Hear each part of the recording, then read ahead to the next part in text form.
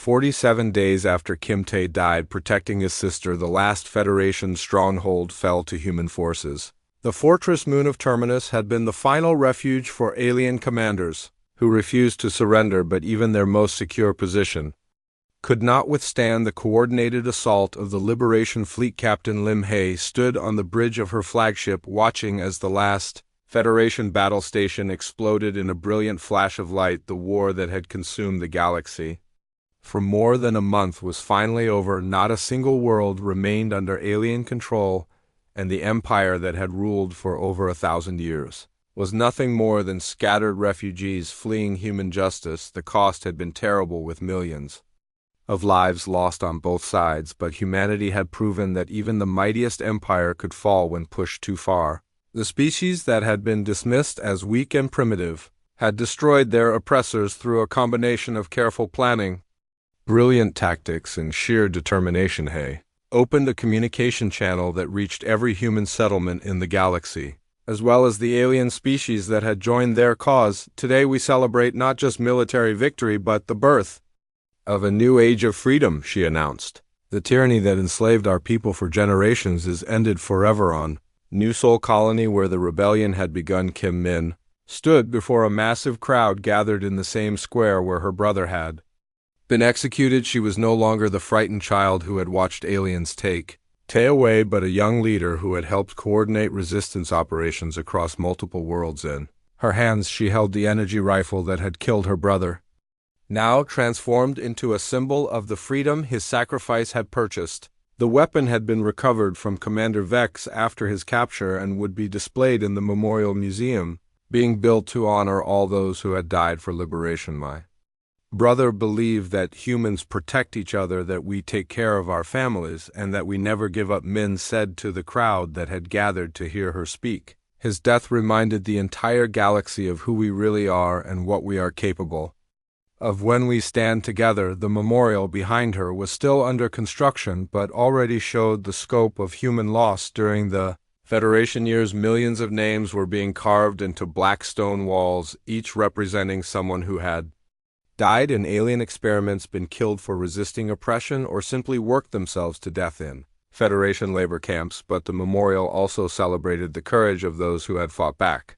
Every resistance fighter who had risked their lives, every sleeper agent who had spent years in deep cover, every scientist who had turned Federation weapons against their creators would be remembered for their sacrifice. Dr. Choi Min had been appointed as the head of the new Galactic Medical Council, tasked with healing the damage done by decades of biological warfare and medical experimentation. The aliens had used human bodies as test subjects for horrific procedures, but now human medicine would lead the galaxy in treating the survivors. Her first priority was helping the children who had been taken for experiments. Many had been returned to their families, but bore psychological and physical scars that would take years to heal. Others had been so damaged by alien procedures that they required constant medical care. The research facilities where these crimes had been committed were being converted into hospitals and treatment centers. The same laboratories where humans had suffered would now be used to develop cures for the diseases.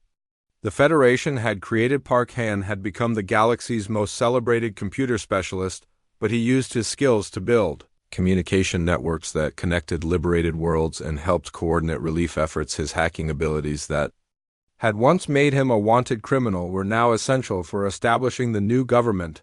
The intelligence he had stolen from Federation databases was being used to locate hidden prison camps and secret research facilities where human captives might still be held. Every day brought new discoveries of Federation crimes, but also new opportunities to rescue survivors and bring them home. Lee Seung was leading efforts to establish security forces on the former mining worlds. His experience fighting in the asteroid fields had taught him how to organize civilian populations into effective defense units.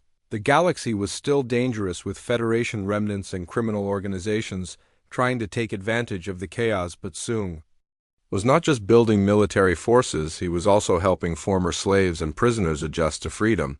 Many humans had spent their entire lives under Federation control and needed support learning how to live as free people. The transition was difficult but essential for building a stable new society. Rin had been elected as the first president of the Outer Rim Coalition, an alliance of mining worlds that had played a crucial role in the rebellion. Her experience managing complex industrial operations made her ideal for coordinating economic reconstruction across dozens of star systems.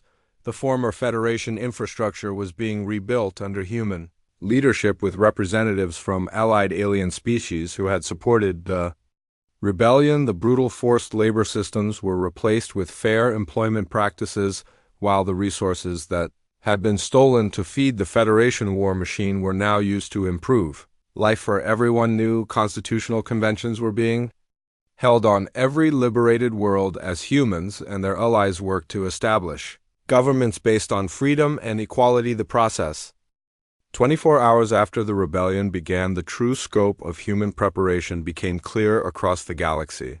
This was not a spontaneous uprising triggered by one boy's death, but a carefully planned revolution that had been generations in the making. Every human who had ever been forced to serve the Federation, every family that had lost children to their experiments, every colony that had suffered under their rule had been working toward this moment. The evidence was overwhelming in its scope and precision. Resistance cells that had never communicated with each other were executing perfectly coordinated attacks. Weapons caches that had been hidden for decades were being revealed at exactly the right moment. Supply lines that had operated normally for years suddenly became delivery systems for military equipment. On the mining world of Kepler Station, Cho Rin stood in her command center watching tactical displays that showed human forces advancing across a dozen star systems.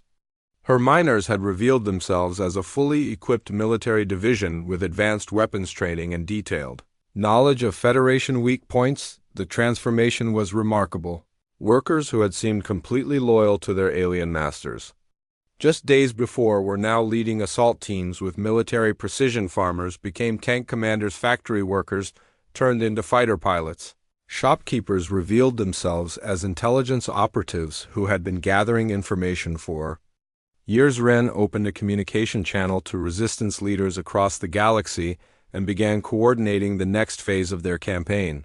The Federation military was in complete disarray, with their command structure shattered and their communication networks compromised, but the humans were just getting started. Captain Lim Hay was leading her fleet of disguised warships in a series of devastating attacks on Federation supply convoys.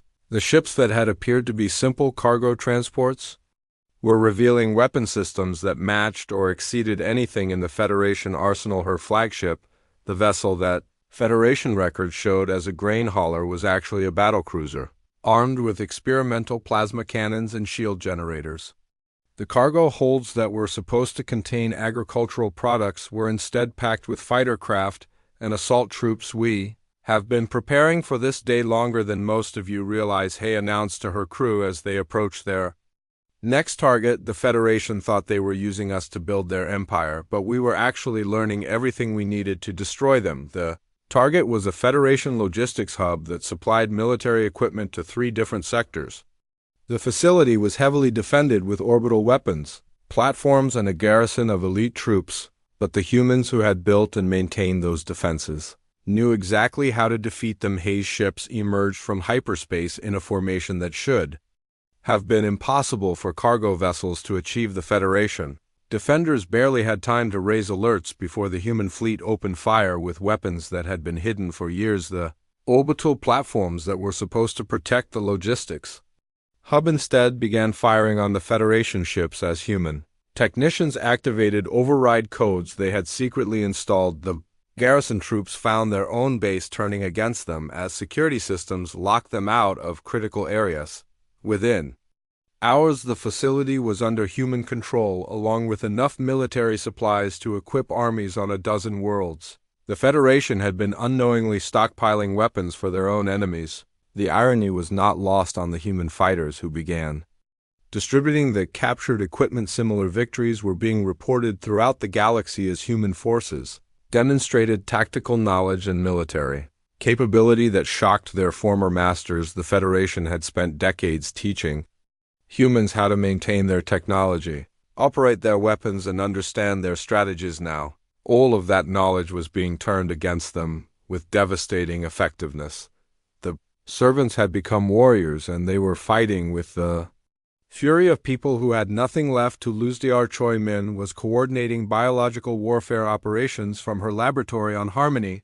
The diseases she had been forced to develop for the Federation were now being deployed against alien military units with surgical precision. The biological weapons targeted specific genetic markers that affected Federation species while leaving humans completely unharmed, but Min had also created something even more devastating than weapons she had developed. Detailed intelligence on Federation biology, psychology, and social structures. Her research revealed weaknesses that could be exploited to turn different alien species against each other. The Federation was not a unified empire, but a collection of conquered races held together by fear and oppression. Min began broadcasting information that exposed the true nature of Federation rule, showing how the dominant species had been exploiting and manipulating their supposed allies for centuries. The psychological warfare was just as effective as the physical attacks. Alien species that had served the Federation for generations began questioning their loyalty when they learned how they had been deceived. Some began actively supporting the human rebellion, while others simply withdrew their support from Federation forces on the former Federation capital world of Centaurus Prime. Human fighters had taken control of the government complex and were broadcasting live coverage of their victory. The images of human rebels occupying the halls of power where aliens had ruled for centuries sent shockwaves throughout the galaxy. Yoon Dahl stood in the ruins of the Federation High Command building, holding documents that contained the complete records of Federation crimes against humanity. The evidence was overwhelming and undeniable. Millions of humans had been killed in experiments. Entire worlds had been stripped of resources to feed the Federation war machine. Children had been taken from their families to serve as test subjects for biological weapons. "This is what they did to us," Dahl announced as he broadcast the documents across every communication network in the galaxy. "These are the crimes they committed while pretending to bring order and civilization to the stars." The revelations destroyed any remaining sympathy for the Federation, because even among species that had benefited from their rule, the galaxy learned about the breeding programs designed to create more docile human populations. The sterilization campaigns meant to reduce human numbers. The plans to relocate entire human colonies to worlds where they could be more easily controlled. Park Hyun had spent the day uploading terabytes of classified Federation data to public networks throughout the galaxy. The scope of the intelligence breach was unprecedented. Every military secret, every diplomatic agreement, every classified research project was now available for anyone to examine. The Federation had kept detailed records of their crimes, believing their encryption systems were unbreakable, but Hyun had spent years learning their computer systems and developing methods to access their most secure databases. Now their own documentation was being used as evidence against them. Federation morale collapsed as quickly as their military might. Alien soldiers who had believed they were serving a noble cause of galactic unity discovered they had actually been enforcers for a corrupt empire built on slavery and genocide. Many laid down their weapons rather than continue fighting for a regime they could no longer support. The rebellion was spreading beyond human worlds as other oppressed species saw their opportunity for freedom. Planets that had been conquered by the Federation decades or centuries ago began their own uprisings, inspired by human courage and supported by human weapons and intelligence. Lee Seung was leading liberation forces across the Outer Rim mining colonies, but his mission had expanded beyond simple military victory. He was coordinating with alien species that had also suffered under Federation rule, helping them establish their own resistance movements. The galaxy was learning that humans were not the only victims of Federation oppression. The aliens had conquered and enslaved dozens of species using the same brutal methods they had employed against humanity. Now all of those species were rising up together in a coordinated revolution. Within 48 hours of Tay's execution, the Federation controlled less than half the territory they had held just days before. Their military was shattered, their government was in exile, and their industrial base was under enemy control. The empire that had ruled the galaxy for over 1,000 years was collapsing faster than anyone had thought possible. But the humans were not content with mere military victory. They wanted justice for the crimes that had been committed against their people. The boy, who had died to protect his sister, had become the symbol of a movement that would not stop until every Federation leader was held accountable for their actions. The galaxy had underestimated humanity for too long. They had seen humans as weak and divided, not realizing that oppression had actually united them in ways the Federation could never understand. The death of Kim Tae had been the final catalyst that transformed hidden resistance into open revolution. Now the species that had been dismissed as simple laborers and servants were proving themselves to be the most formidable military force the galaxy had ever seen. They fought with the precision of professional soldiers, the creativity of engineers, and the determination of people. Defending their families, the Federation had wanted to make an example of human defiance instead. They had created a legend that would inspire resistance movements for generations to come. Exactly 8 minutes after Kim Tae's execution broadcast ended, the first Federation world began to burn. The planet Rigel Prime had been the military heart of their empire for over 200 years, housing the primary training academy where young aliens learned to become soldiers and oppressors of conquered species. But the humans who had worked there for decades as janitors, cooks, and maintenance staff had been secretly mapping every corridor, memorizing every security protocol and planning.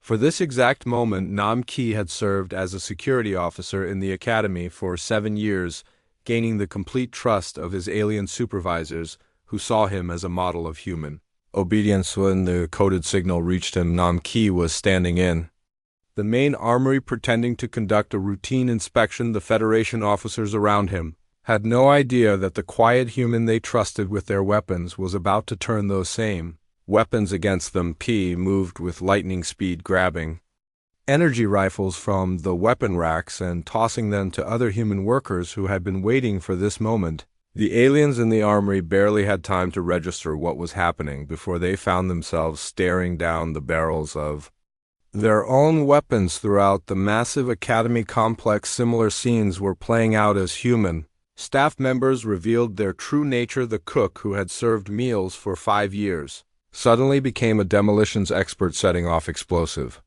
charges in the main dining hall. The librarian, who had quietly organized files for decades, turned out to be a communications specialist who began broadcasting human resistance messages across the planet. The academy that had trained 1 million Federation soldiers over the centuries was collapsing into chaos as explosions rocked the buildings and human fighters took control of critical systems. The aliens who had felt so safe in their fortress of military power found themselves trapped and helpless as their own servants turned into deadly enemies above the planet. The orbital defense stations that protected Rigel Prime were also falling to human sabotage. The technicians who maintained the massive weapon platforms had been secretly installing override codes and sabotage devices for years. When the signal came, they activated programs that turned the planet's own defenses against the Federation fleet in orbit. Commander Vex himself was aboard the flagship hovering above Rigel Prime. When the first orbital cannon fired on his vessel, the massive energy beam punched through the ship's shields and tore a hole in the hull that vented atmosphere into space. Vex could only watch in shock as the weapons meant to protect the planet began systematically destroying his fleet. How is this possible? He screamed at his communications officer. Find out who is controlling those cannons and stop them immediately, but it was already too late. The human technicians had locked out all Federation access codes and were methodically targeting every alien vessel in the system. The ships that had brought Vex to oversee Tae's execution were now burning wrecks drifting through space. On the planet's surface, the military academy that had stood for 2 centuries was collapsing as human fighters swept through the corridors. The aliens who had trained there to oppress other species found themselves facing opponents who knew their tactics better than they did. The humans had watched and learned for decades, waiting for the chance to use that knowledge. Yun Dal emerged from the ruins of the main communications center, where he had just finished uploading the Academy's complete tactical database to resistance networks throughout the galaxy. Every Federation military secret, every battle plan, every weapon specification was now in human hands. The explosion he had set off in the communications array was just the beginning. His real mission had been to steal the information that would allow human forces to defeat Federation military units across the galaxy. The aliens had unknowingly allowed their greatest enemies to study their methods for years. Similar attacks were happening throughout Federation space as human sleeper agents. Activated across dozens of worlds, the speed and coordination of the assault was overwhelming too. Federation commanders who had never imagined their human subjects could organize such a massive rebellion on the fortress world of Titan Base. The Federation had maintained their largest weapons research facility for 50 years. The complex was heavily guarded and surrounded by defense systems that were supposed to make it impregnable, but they had made the same mistake as everywhere else. They had allowed humans to work inside their most secure installations. Dr. Park Jin had been forced to work on advanced weapon systems for the Federation for 8 years, watching as they developed tools designed to massacre human populations. The aliens thought they had broken his spirit and turned him into a loyal servant, but Jin had been secretly documenting every project and planning their destruction when the activation signal reached him.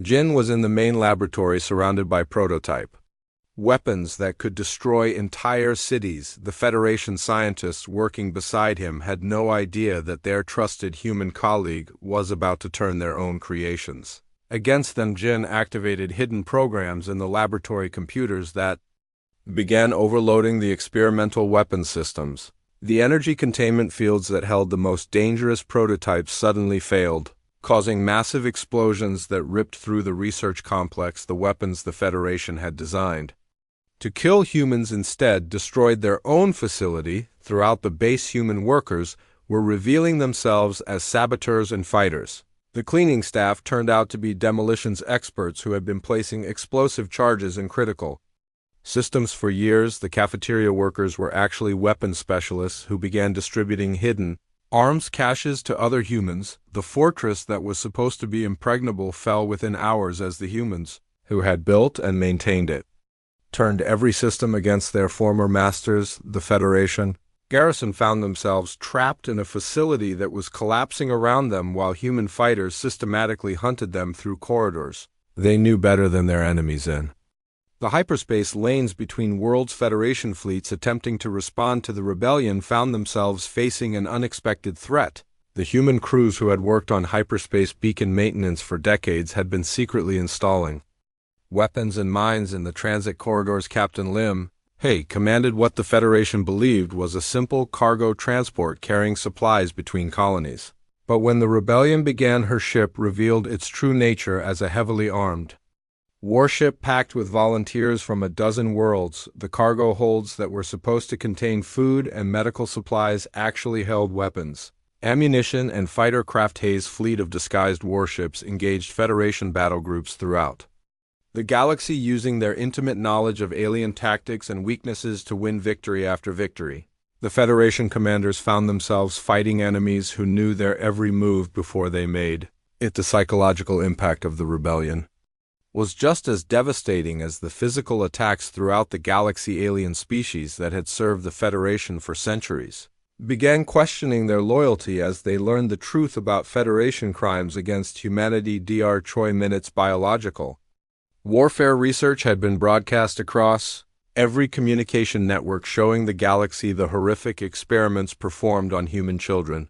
The evidence was undeniable and shocking even to species that had considered themselves allies of the Federation. Some alien races began actively helping human forces, providing intelligence, supplies, and even military support. The rebellion that had started as a human uprising was becoming a galaxy-wide revolution as other oppressed species saw their chance for freedom on the Federation capital world of Centaurus Prime. Chaos erupted as human workers throughout the government complex revealed their true nature. The aliens who had ruled the galaxy for centuries found their own capital under attack by the servants they had trusted with their lives. The Federation High Command building itself was collapsing as Yundal finished his work there. The same human who had destroyed the communication array on Rigel Prime had somehow infiltrated the most secure facility in the galaxy. Hidden explosive charges brought down half the structure while human fighters took control of the surviving sections. Federation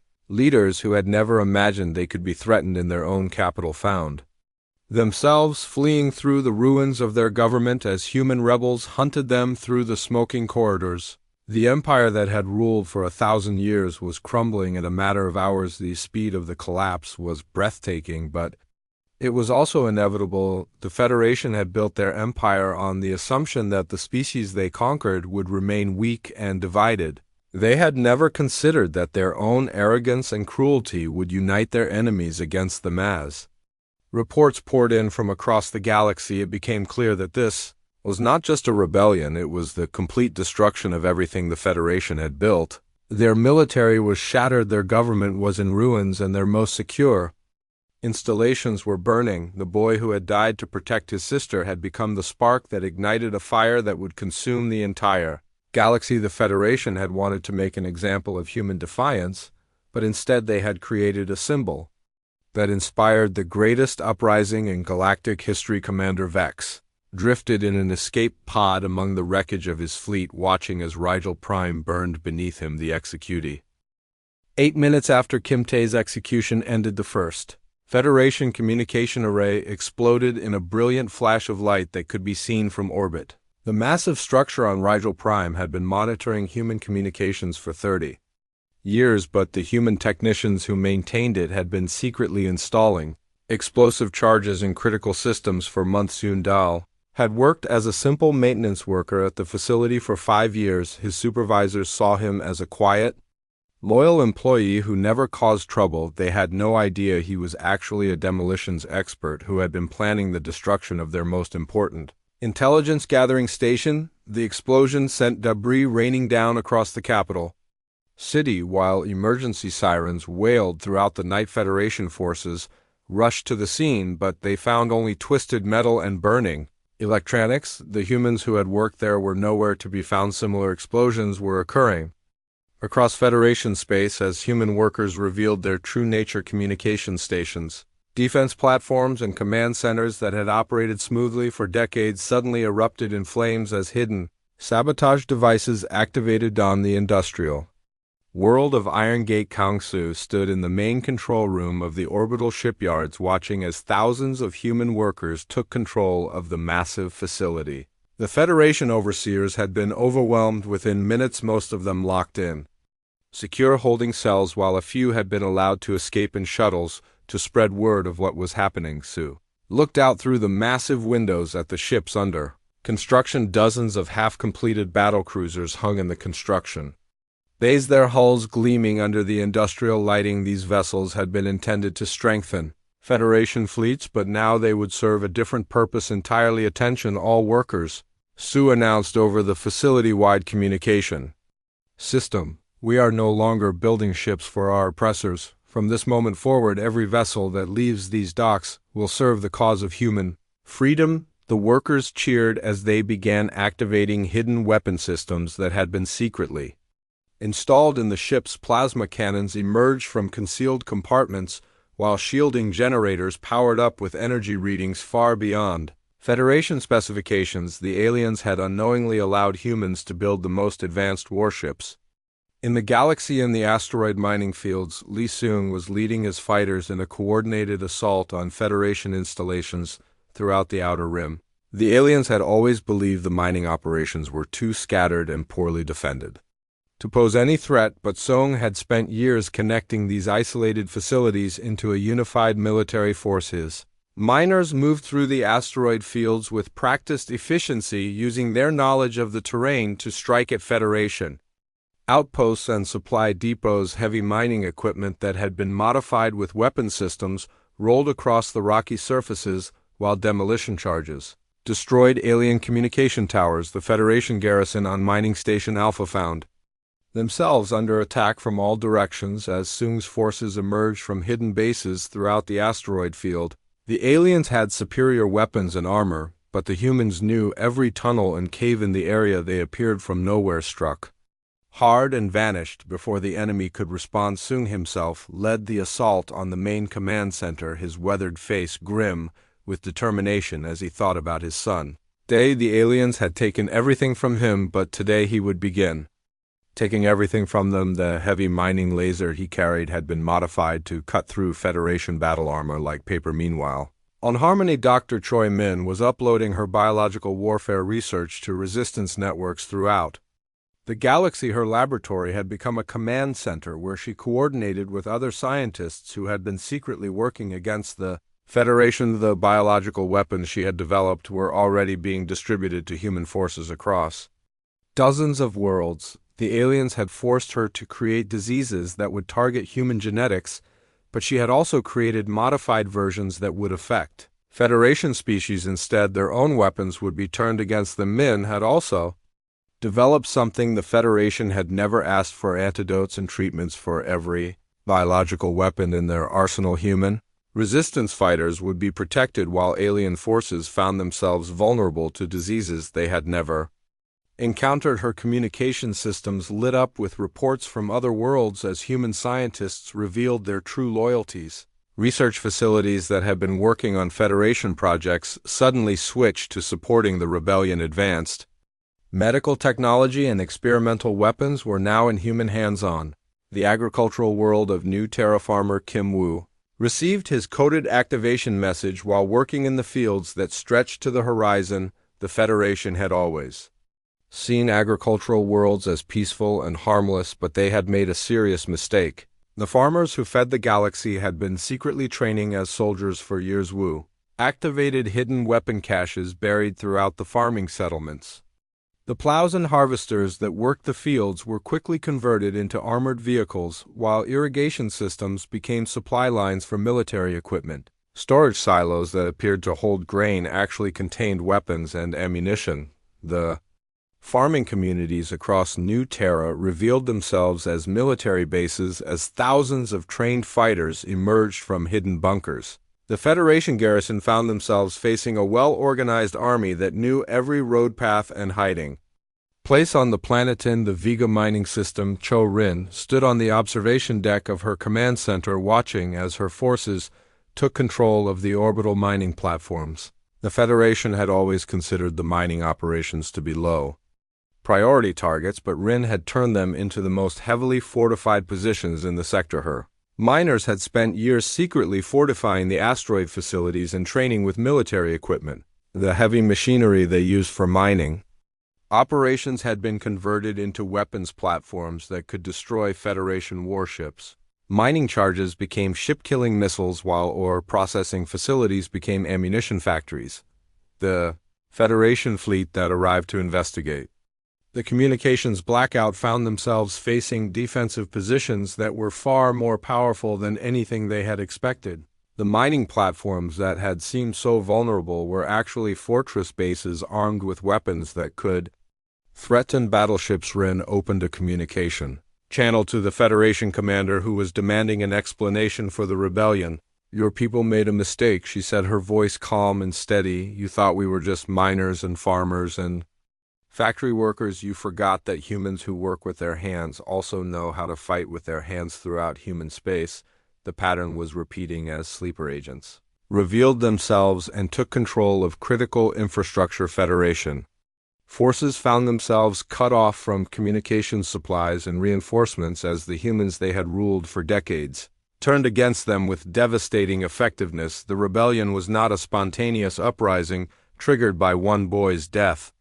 It was a carefully coordinated military operation that had been planned for generations. Every human who had been forced to serve the Federation had been secretly preparing for this moment. Every family that had lost children to alien experiments had been working toward this day of reckoning. What the Federation had seen as a useful slave population was actually a galaxy-spanning resistance network that had been waiting for the right moment to strike. The execution of Kim Tae had been that moment, the signal that told millions of hidden fighters that the time for action had finally arrived. Federation commanders throughout the galaxy began receiving reports of attacks on their installations, but the scale of the rebellion was so massive that they could barely comprehend what was happening. It wasn't just a few isolated incidents, it was a coordinated assault on every Federation position in human space. They had ruled through fear and intimidation for so long that they had forgotten humans could be dangerous when pushed too far. The death of one brave boy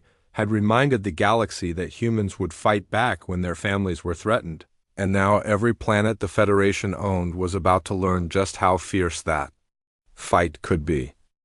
Deep beneath the surface of New Sol Colony in tunnels that the Federation never knew existed, Park Hyun sat surrounded by glowing screens and humming computers. The 25-year-old had been the galaxy's most wanted hacker for 3 years. Running his fingers moved across holographic keyboards faster than most people could see as data streams flowed around him like rivers of light. The execution broadcast had ended only minutes ago, but Hyun was already deep inside Federation computer systems. His dark eyes reflected the scrolling code as he broke through security barriers that were supposed to be impossible to crack. For years he had been careful to stay hidden, only taking small amounts of information and covering his tracks perfectly, but watching Tae-dai had changed everything. The boy's courage in the face of certain death had awakened something fierce inside. He no longer cared about staying safe or hiding from Federation forces. The time for caution was over. His computers beeped softly as he gained access to the Federation's most classified military databases. What he found there made his blood turn cold. Thousands of files, detailed experiments performed on human children, their bodies cut open while they were still alive, their minds probed with alien technology that left them broken and insane. One file showed a girl no older than Tae's sister strapped to a medical table while Federation scientists injected her with unknown chemicals. Her screams had been recorded for scientific analysis. Another file contained plans to reduce the human population by 80% over the next 10 years, keeping only the strongest specimens for manual labor and breeding programs. Hyun saved everything too. His secure drives then began uploading the files to hidden networks throughout human space. Within hours, every resistance cell in the galaxy would have access to proof of Federation crimes that went far beyond anything they had imagined. The aliens didn't just see humans as inferior beings, they saw them as laboratory animals to be used and discarded. Meanwhile, in the asteroid mining fields of the Outer Rim, Lee Seung received an encrypted message on his personal communicator. The message contained only 2 words: Tae executed, followed by a single number, 47. The grizzled 40-year-old miner knew exactly what it meant. Operation Burning Star would begin in 47 minutes. Seung had been preparing for this day for 5 years, ever since Federation scientists had taken his 8-year-old son Dae for their experiments. The boy had been returned 3 months later, but he was no longer human.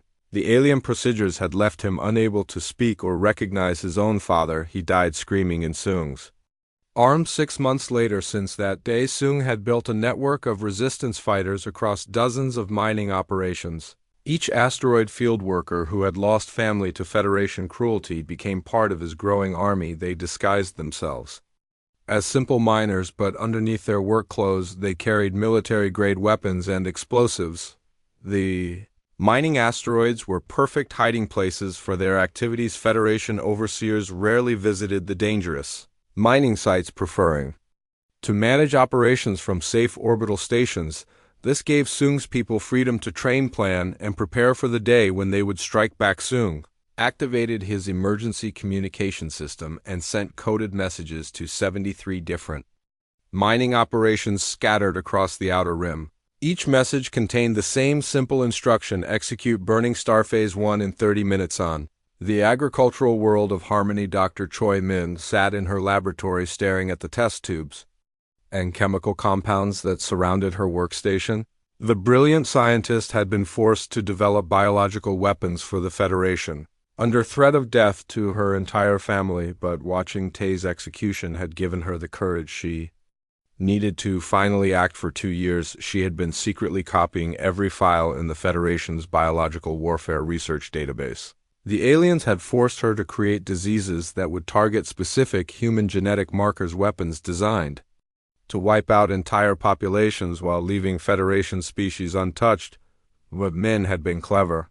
She had also developed countermeasures and antidotes for every weapon she created. The Federation thought they had a brilliant human scientist working for them, but they actually had a double agent who was about to turn their own weapons against them. She began uploading her research files to the same hidden networks that Hen was using. Every resistance cell would soon have access to biological Weapons that could devastate Federation forces. The aliens had made the mistake of teaching humans how to fight back using their own advanced technology. In the industrial sectors of the galaxy, factory workers received coded messages through their work terminals. Kangsu was welding ship components in the massive orbital shipyards above Iron Gate when his terminal beeped with an incoming message. The message looked like a routine work order, but Su knew the hidden meaning. He had been working in Federation shipyards for 12 years building warships that would be used to conquer more human worlds. Every day he watched massive battle cruisers roll off the production lines, knowing they would bring death and destruction to his own people. But Su and thousands of other workers had been secretly modifying the ships they built. Hidden compartments contained weapons and supplies that resistance fighters could use when the time was right. Sabotage devices were built into critical systems that could disable the vessels on command. Su sent confirmation codes to workers throughout the shipyard complex. Within the hour, they would reveal their true nature and take control of the most advanced military production facility in the galaxy. The ships that were meant to enslave humanity would instead become the tools of their liberation across the galaxy. Similar messages were being sent and received. Teachers revealed themselves as weapons instructors. Doctors became field medics for resistance fighters. Merchants turned out to be arms dealers who had been stockpiling military equipment for years on. The mining world of Kepler Station. Cho Rin read her coded message while standing in the main control room of the largest rare mineral extraction facility in the sector. She had been the station manager for 8 years, overseeing the production of materials essential to Federation technology. What the Federation didn't know was that Rin had been secretly training her workers as soldiers. The mining equipment they used every day could easily be converted into weapons. The explosive charges they used to break apart asteroids could destroy Federation installations. The heavy machinery they operated could become military vehicles. Ren activated the station's emergency communication system and broadcast a simple message to every mining facility in the sector.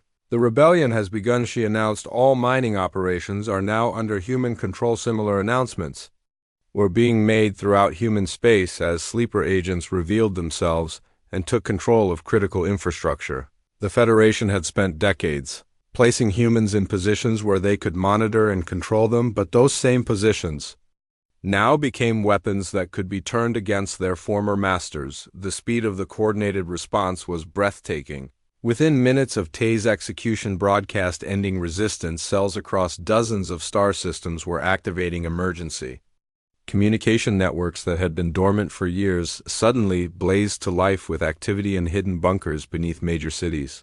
Resistance leaders emerged from years of careful planning. The death of one brave boy had become the signal they had all been waiting for. The time for hiding and planning was over. The time for action had finally arrived. Federation commanders throughout the galaxy began receiving reports of unusual activity in human settlements, but they dismissed these reports as normal emotional responses to the execution broadcast. They believed humans were too weak and disorganized to pose any real threat. They were about to learn how wrong they were.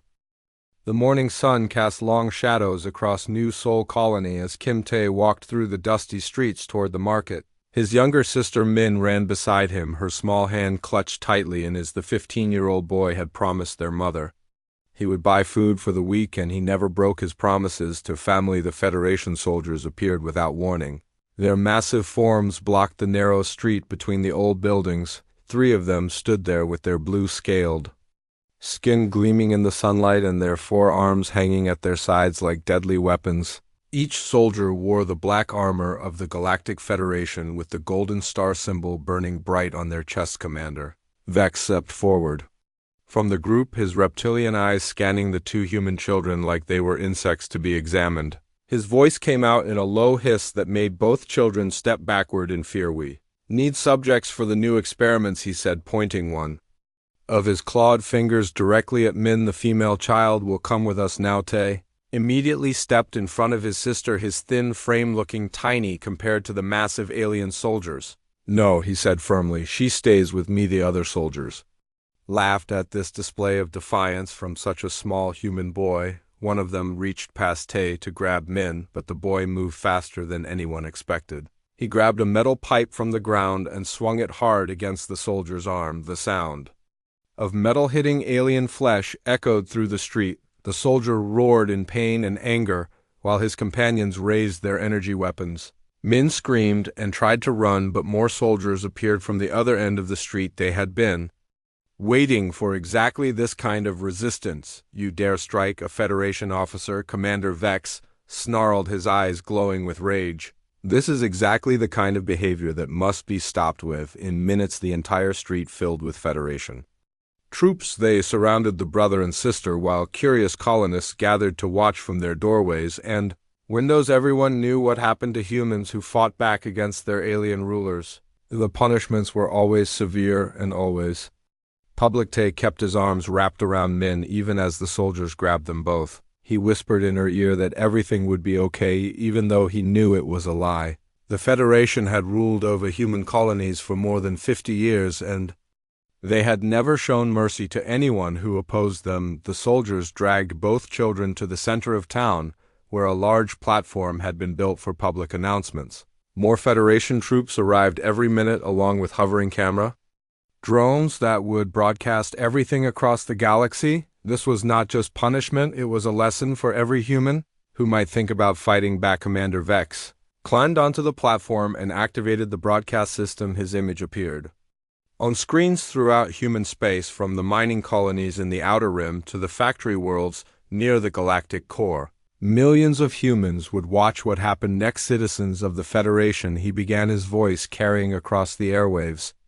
To every corner of known space today, you will witness the consequences of defiance. This human child attacked a Federation officer while resisting lawful orders. The camera focused on Tay as two soldiers forced him to his knees on the platform. His dark hair fell across his face, but his eyes remained clear and defiant. He looked directly into the camera lens as if he was speaking to every human. Watching, Min cried out from where other soldiers held her at the edge of the platform. She struggled against their grip, but the aliens were far too strong. Her brother was the only family she had left after their parents died in the factory accident last year. The execution will be carried out immediately, Commander Vex announced as he drew his personal energy weapon. The bright blue glow of the plasma charge illuminated his scaled features. "Let this serve as a reminder that humans exist only to serve the Federation. Any resistance will result in death across the galaxy." Humans watched in horror as the scene unfolded. In underground hideouts, resistance fighters clenched their fists in helpless rage. On factory worlds, human workers stopped their tasks to stare at the screens with tears in their eyes. In the outer colonies, families gathered around their communication devices and watched in stunned silence. Tay slowly raised his head to look at the camera one final time. His voice was quiet, but somehow it carried clearly through the broadcast equipment. "My name is Tay," he said, speaking directly to every human in the galaxy. "I am 15 years old, and I am not afraid to die. I protected my sister because that is what humans do. We protect each other, we take care of our families, and we never give up." The words hit every viewer like a physical blow. Here was a boy facing certain death, and he was not begging for mercy or crying in fear. Instead, he was standing up for everything that made humans human: the love of family, the courage to protect the weak, the refusal to surrender even when facing impossible odds. Commander Vex raised his weapon and pointed it at the boy's chest. The energy rifle hummed with deadly power as the plasma charge reached full intensity. Every human watching held their breath, waiting for the inevitable. Tay closed his eyes for just a moment, then opened them again. He looked past the camera to where his sister stood crying and gave her the smallest smile. "Take care of yourself, Min," he whispered. The plasma bolt struck him in the center of his chest. The bright flash temporarily blinded the cameras, but when the image cleared, Tay had collapsed to the platform floor. His body lay perfectly still while smoke rose from the burn mark on his shirt. The broadcast continued for several more seconds, showing the boy's motionless form while Commander Vex holstered his weapon.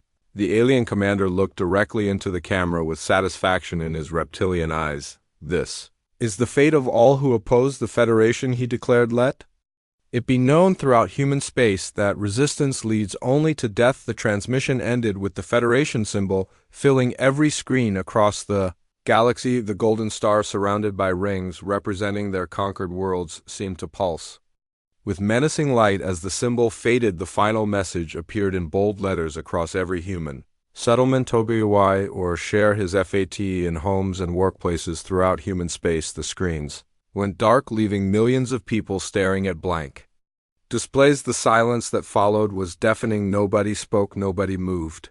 They all just stood there processing what they had witnessed, but something had changed in that moment of silence. Something that the Federation commanders could never understand or predict. The death of Kim Tae had not crushed human spirit as intended. Instead, it had awakened something that had been sleeping for generations. In hidden bases across the galaxy, emergency communication systems began activating. Coded messages flashed between worlds that had not spoken to each other in decades. Secret networks that had been dormant for years suddenly came alive with activity. The boy who died to protect his sister had done more than just make a statement. He had lit a fuse that would burn across the entire galaxy, and in exactly 8 minutes that fuse would reach its destination.